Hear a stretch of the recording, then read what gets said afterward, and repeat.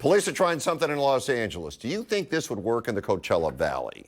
Officials eager to ease the city's reliance on police officers for handling nonviolent mental health emergencies have launched a new pilot program that sends unarmed civilians with training to respond to such calls. Modeled after a program out of Oregon, city officials said the so-called unarmed model of crisis response has two teams of mental health practitioners available 24 hours a day, 7 days a week. They deal with situations that would typically fall to police, such as conducting welfare checks, responding to calls for public intoxication, and indecent exposure.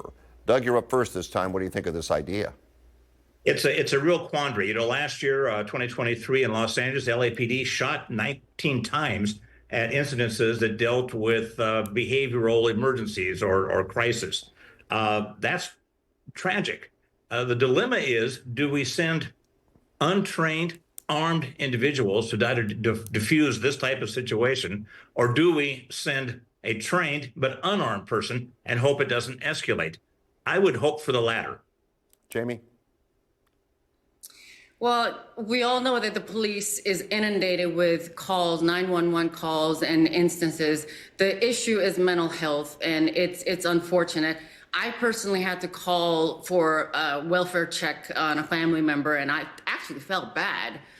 It is a well-intended program. Will it be implemented properly and carried out without spending, like Los Angeles Fire Department, $4 million? That's a lot of money, and it didn't quite work out. But, you know, the intent is there, and I hope it works. You know, here's my concern with it, and Doug, you touched on it. I don't know if we send civilians into potentially dangerous situations. I think that is a recipe for disaster. Jamie, what do you think? You know, people are so quick to act, and you don't know how people are going to behave these days. I wouldn't sign up to do it, to be honest. Doug, 10 seconds, go. I would do it if I was properly trained and experienced and felt confident enough that I could diffuse a situation with words and understanding. I would.